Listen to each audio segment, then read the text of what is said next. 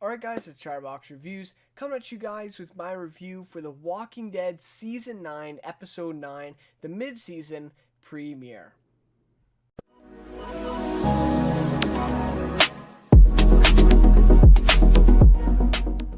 Alright, so we're back after a 2 month kind of break, as usual here for The Walking Dead, right? We ended, I believe it was early December, right? And then we're back now, February 10th. So the premiere is tonight because of AMC Premiere and what they've done with this premiere episode for the back half of Season 9. I was able to see it early, so that was a cool thing. I really hope that The Walking Dead and AMC do this more often. Of course, with AMC Premiere, they've done, the first few minutes of it, or the opening minutes have been on AMC Premiere that you can watch. But I just feel like this is a cool perk for anyone who, has AMC Premiere like me. You pay the money. I would like to see, early episodes. And this was a really great touch that I felt like they did. So, I feel like a lot of people have already seen it. But anyways, I was going to post this a couple days ago, but then I kind of thought, well, I don't want to spoil it for anyone who hasn't seen it already. So that is why I'm putting it up at least on the same day, maybe an hour or something before the episode. But anyways, we'll see what happens. But anyways, so, here for the review, right? Love to hear your guys' thoughts on this mid-season premiere for Season 9 back half.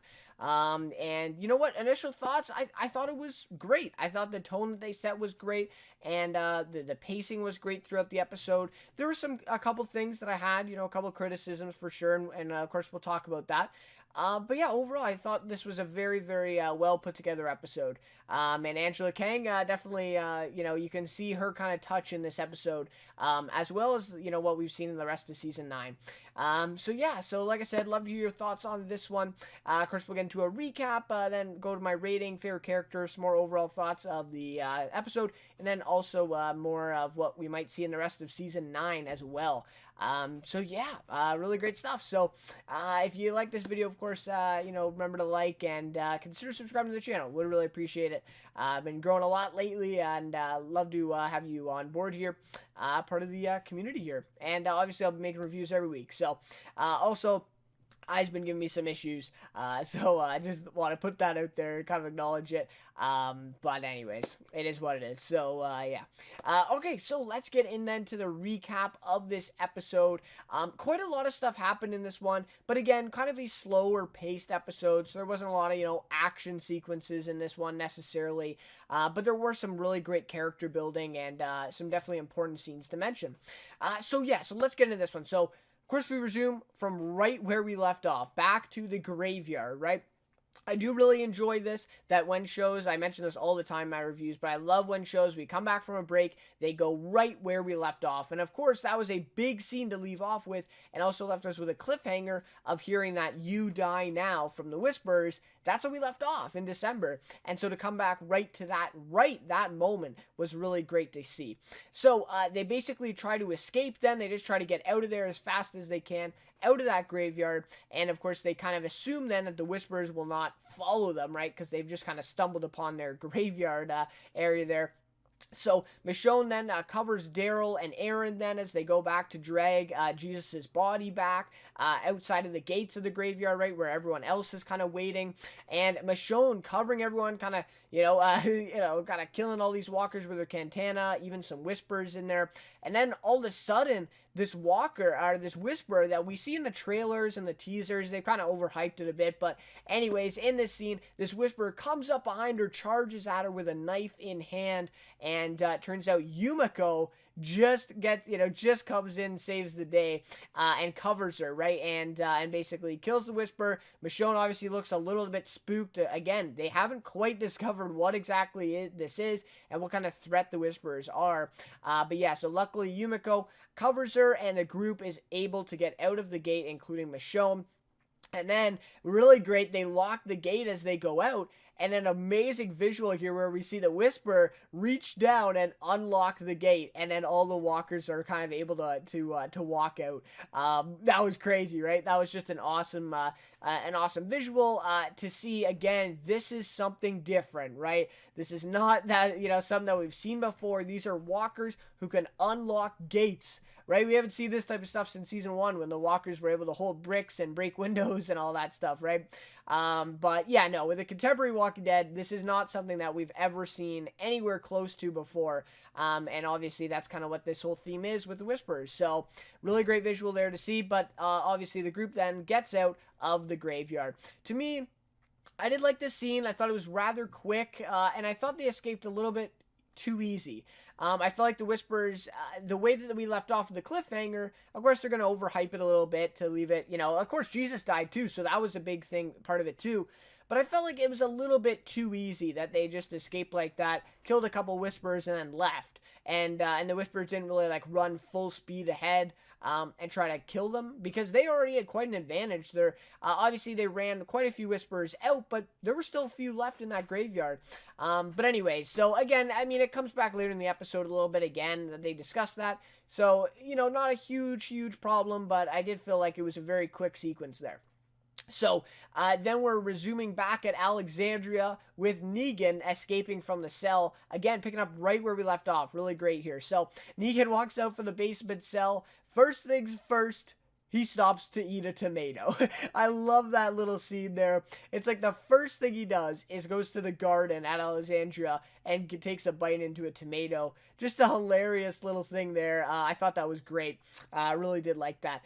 So then he picks up a shovel from the garden. He goes to one of those little stables there, gets a shovel, and we don't really know what to expect because, he gets the shovel from the garden, and then he goes to Michonne's house there at Alexandria. We're like, what's going on here, right? And we saw a little bit of this in the teaser as well. Of course, Michonne is not there, right? Negan doesn't know that, but of course, Michonne is not there. She's not in her in her bedroom there at her house, and so obviously, he doesn't find her. But then he collects, some supplies then after that, after he kind of leaves Michonne's house there. He also takes a little trinket from Judith that comes back a little bit later, a little bit of a compass or something like that from her room.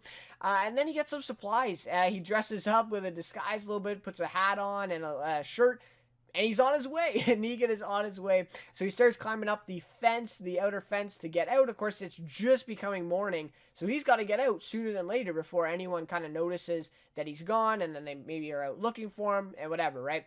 So he starts climbing up the fence, and then who finds him but Judith? She appears out of nowhere with a gun pointed at Negan. And she says, "Thought you were smarter than this. Guess not." Some really badass dialogue here from Judith in this one. Keely Fleming, of course. I really enjoy her as Judith. I think she's great, especially for a child actor or actress, if you will. I mean, I think she's really great. So, anyways, love that line. "Thought you were smarter than this. Guess not." And you just see Negan's face. He's like, oh, here we go. Right? So then Judith is she's persistent. And she kind of stands her ground, gets him to step down off the fence. Negan kind of thinks she's just joking, but, she has that kind of Rick in her, right? That determination. And so she's persistent. He steps down. And then basically Negan is kind of making her feel sorry here, right? And honestly, I kind of sympathize with him too. He kind of hoodwinked me as well. He says, I've been in this cell for, 6 years or something like that. I have never seen, what's out here, right? I've been trapped in this, he says, 4 walls and a bedpan or something like that, right? And it's like, yeah, you kind of feel for him a little bit, and kind of got through to Judith, and she kind of felt for him as well. And so in the end, she does let him go after he says that he will not hurt anyone. All he wants is just to go off on his own, and that Judith will never see him again, right? And that, of course, comes back later. But yeah, so then Judith comes and says, if I see you again, I'll shoot. Awesome line there. And then Negan climbs up over the fence and is gone. So really great. I really loved seeing Judith and Negan in that one scene that we got last half, and I really wanted to see more of that, and we got it. So you know what, I'm happy with that as well. Then we see Daryl and the crew making their way back to the hilltop with, of course, Jesus's body. And a little bit of an emotional part here. They're talking about, what happened and, if things were done differently. Aaron kind of blaming himself a little bit. So, obviously that's going to happen, right? With the death of someone who matters a lot to the group, people are going to question whether they were responsible and all that stuff. Eugene kind of tries to straighten things out with them. Anyways, so they basically are on this trail and they stumble upon the noise of walkers in the forest. Sounds like a few, but not too many, right? And so then they catch.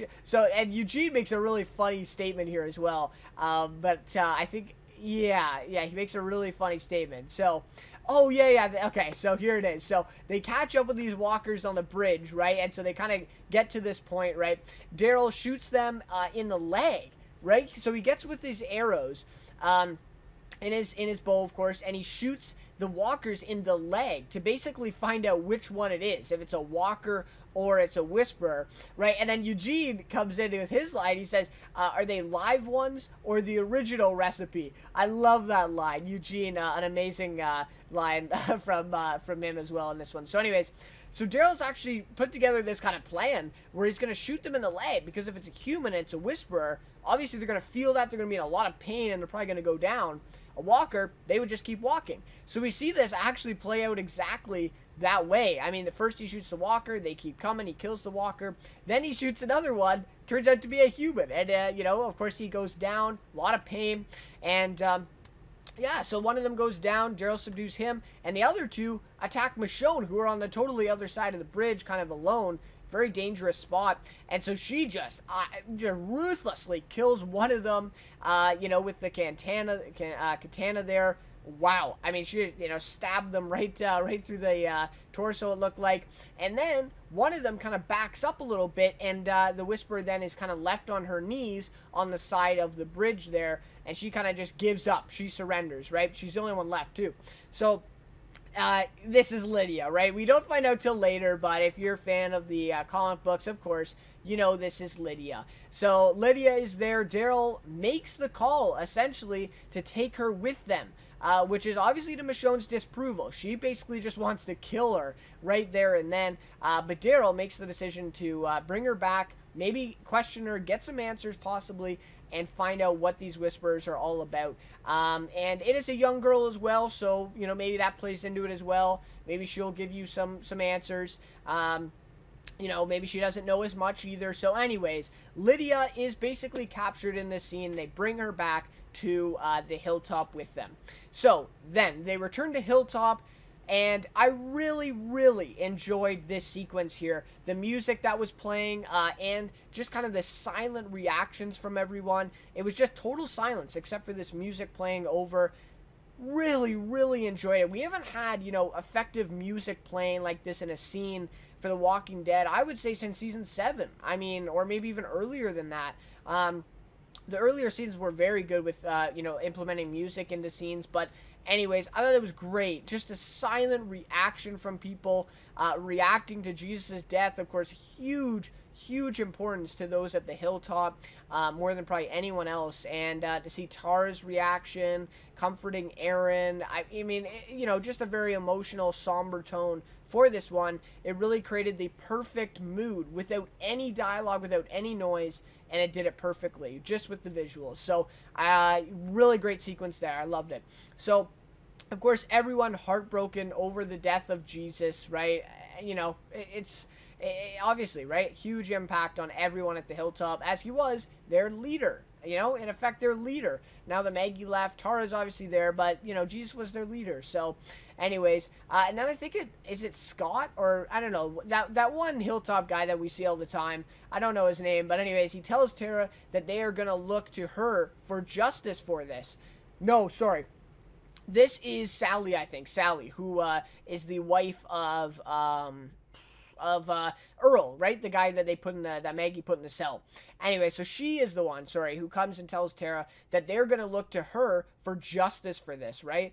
Yeah, okay, we're going to be mourning Jesus' death, but once that is over, once he's in the ground, we're going to want justice. And that girl right there that you have with you, the Whisperer girl, people are going to want justice. People are probably going to go and try to kill her. So Tara ultimately just right away is placed with that responsibility. And I like that, right? Now everything rests on her shoulders, right? And that's a big thing with Jesus now dead and him being the leader. Tara is now the leader of the hilltop effectively until Maggie returns, which we don't know when that will be. And so everything now resting on her shoulders. And I will say, though, finally a meaningful character in the show again, right? I mean, Tara has been that one character that just a lot of people thought it should have been killed a long time ago. She just has really lost her purpose in the show, never really had a strong arc going, except for maybe, her relationship with Denise, a couple seasons ago, but really meaningful place in the show again, so I did really enjoy that. And like I said, I thought that was a great scene in conveying her, newfound responsibility now at the hilltop. So then Michonne, Daryl, and Tara question Lydia down in the cellar there at the hilltop. And interestingly enough, that Henry is still down there in the cell for his little drinking episode there, right? So anyways, they take her down to the cellar and they question her. I think, I'm not exactly sure who asked these questions. I think it's Michonne. She says, how many more of you are there? And then, of course, Lydia, she's lying, right? She says, they're all dead. My family is dead, right? She's also very distraught, crying at this point, right? She has some sympathy for her a little bit, I guess, but she's also kind of using that as a little bit of an excuse not to talk to them, right? So then I think Daryl says, why do you wear their skins, right? And all her answer is we were good people. We did it to live. That's all we wanted to do. But now you attacked us, and now they're dead. So she's meaning her whole family is now dead because they attacked them. And then she says, I don't know anything. Just stop asking me. Leave me alone. Right? So essentially, they're not getting anywhere. I mean, they kind of suspect that she's lying. Her whole family is dead. They don't believe that. Right? And so obviously, they're very skeptical of it, and they're really not getting anywhere at this point. Michonne then tells Daryl and Tara that she is heading back to Alexandria to let her people know about the goings-ons. I mean, that's essentially it. I mean, a lot of stuff has just happened in the last few days in the show, right, in the last couple episodes, and so she wants to go back to Alexandria and tell these people because they have no idea what the hell has happened, right? And of course she's been gone for a while, so they haven't had a substantial leader. Aaron's been gone too, so it's like, who's even leading Alexandria? Gabriel maybe? So anyways, so then Daryl promises Michonne that he will get her to talk, that he will get answers from her, especially responsibilities on him. He was the one who wanted to bring her back, right? So anyways, so that was just a kind of a cool scene there, a good exchange. So then this was probably the weirdest scene of the whole episode. Maybe the weirdest part of the season, next to seeing Eugene and Gabriel kissing back a few episodes ago. Anyways, so Eugene's knee is popped back in by Sadiq. Sounds like he just dislocated it, and so, Sadiq was just able to put it back in. Obviously, he'll heal for a few days, but he'll be fine in the end. So Eugene then tries confessing his love for Rosita again. We saw this at the very end of episode 7, I want to say. That he was trying, or see, episode 6, that he's like trying to tell Rosita that he loves her and all this stuff, which, we kind of knew that, of course, but obviously Rosita not feeling the same way. And so it doesn't go so well for Eugene. Rosita just runs outside. She's like, I can't do this, right? She runs outside and actually, throws up or something like that. We're like, okay, probably to Eugene, maybe some of us would throw up too if he started confessing his love for you or whatever, right? But then it turns out that she reveals to Sadiq that she is pregnant with his baby. And that is, why that's what leads to her sickness there, and possibly her sickness also at the end of episode 7, and why she passed out and that whole, sequence. So it's like, what? And she says, before Gabriel, when we were messing around, so it's like Rosita has been, kind of screwing around with, she's had so many different, kind of relationships going on. For obviously first Abraham, then Spencer, and then we had, who's she with after that? And then Gabriel now, Sadiq, so it's like, what is she doing? But anyways, apparently she's pregnant with this baby. So I have to see what the hell happens with that, especially now she's with Gabriel. It's like, how is he going to react? Who knows? But anyways, I still do really like Rosita as a character in the show, and really like Sadiq too, so we'll have to see what happens, and if she gives birth too, so many mothers now in this, right? Like Michonne, Maggie, of course. It's just a lot of babies being born here. I mean, it sounds like Michonne had well, no, she only had RJ, I guess, but Judith is kind of hers as well in a way. So, anyways, then we see that Negan. So there's a lot of focus on him this episode, for sure. But Negan finally stumbles upon the sanctuary after a few trials and tribulations along his way. Of course, we see him get trapped in that clothing store with the wild dogs and stuff. Just a really great scene there as well. But anyways, as he says, "Home, sweet home," and he starts whistling a little bit, right? Gets back to the sanctuary.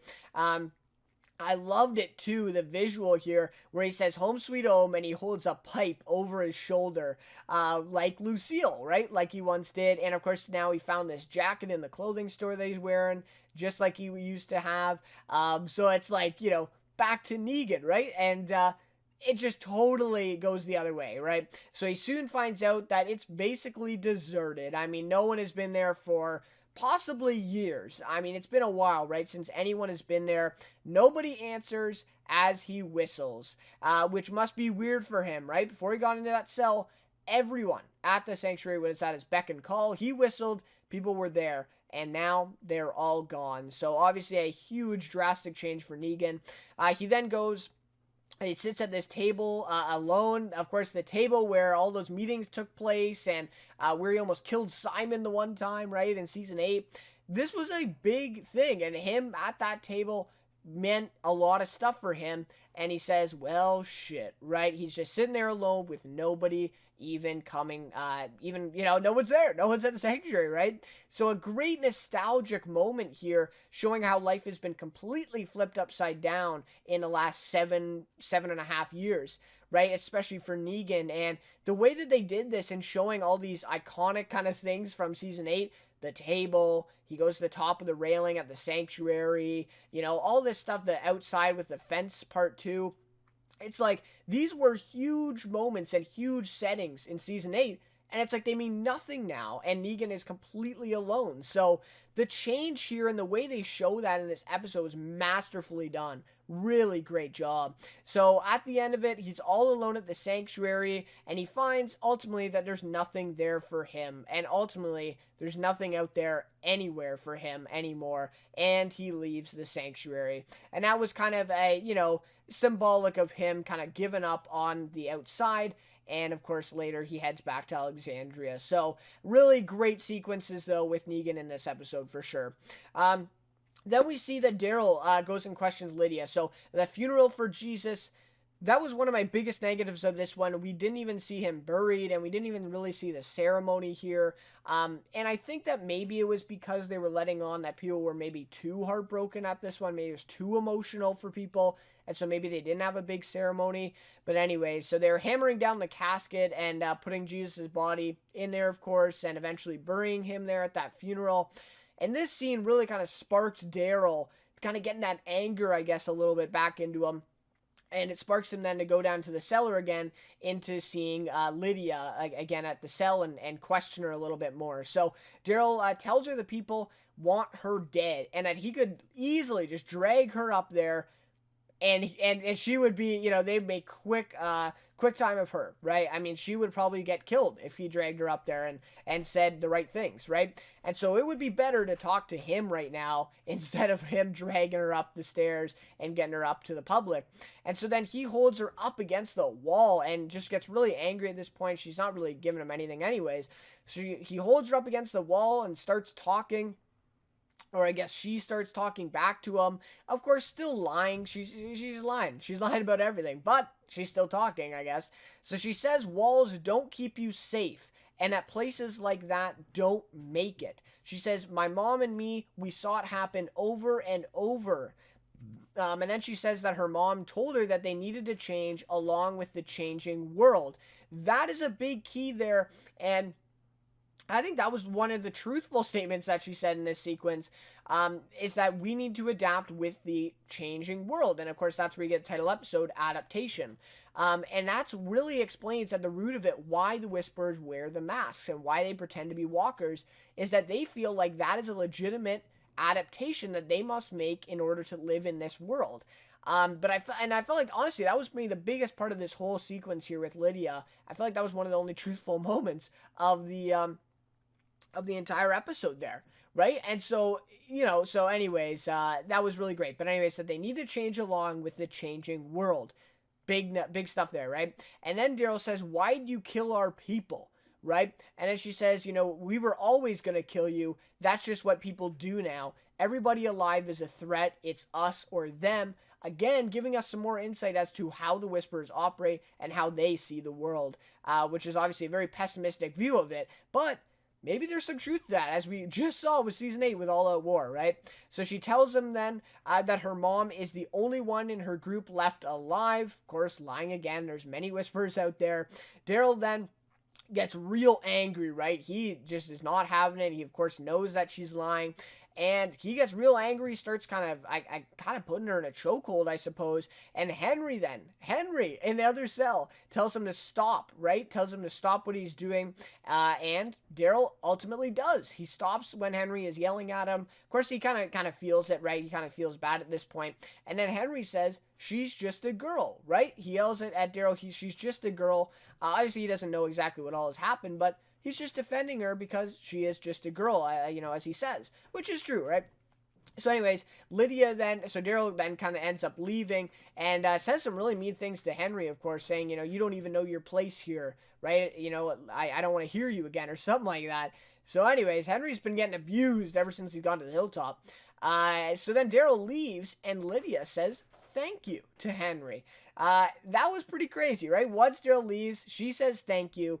And then Henry says, "I'm Henry." And she says, "I'm Lydia." So this is where we get the confirmation that it is Lydia.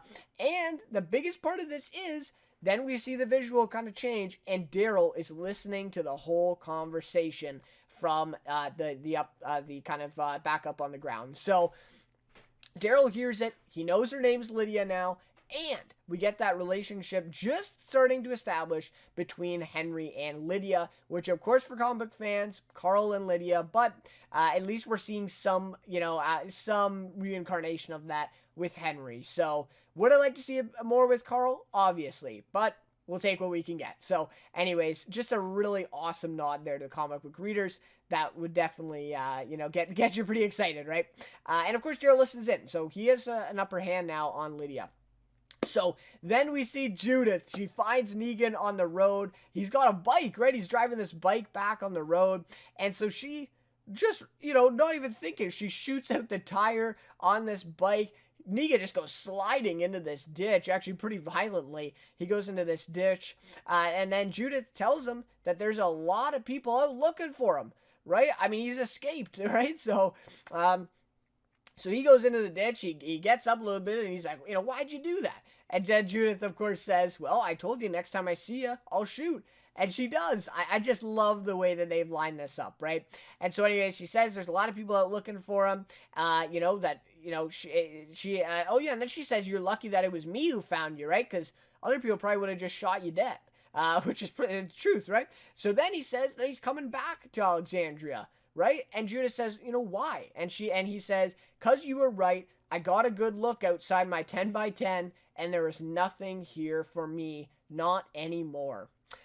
Perfectly summarizing, right, what we see in this episode and what happens with Negan. He goes back, he finally gets out after 6-7 years, finally gets out, and there's nothing there for him. The saviors are gone, the sanctuary is deserted, nothing's there for him. And so he decides to go back to Alexandria because he probably has a better chance surviving there in his cell than he does on the outside alone. So anyways, then we see Judith and Negan head back to Alexandria together. Wow, what a journey that just took place in this episode that showed exactly how Negan, how his life has completely changed. Thought this was maybe the best part of the episode for sure, was this Negan arc. Amazing job here. So anyways, Negan back to Alexandria. He got out, he saw what was happening, and he's right back into his cell. So we'll see in the next episode if he actually goes back in his cell. Maybe he gets some privileges now to come out. We'll have to see. Hopefully, right?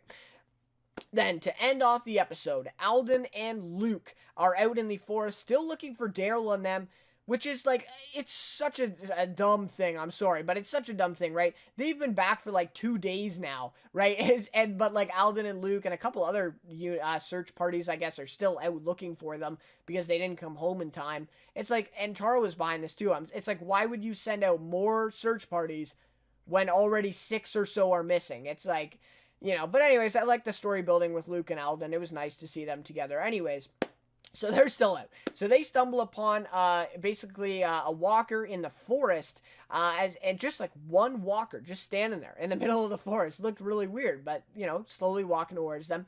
And they basically follow Yumiko's new arrow trail, or at least they thought they did, where there's a bunch of arrows on these trees. So they've been following that for a little bit, a couple hours in the forest there. And so they finally get into this kind of opening of the forest, and they see this one walker, just one, walking towards them, right?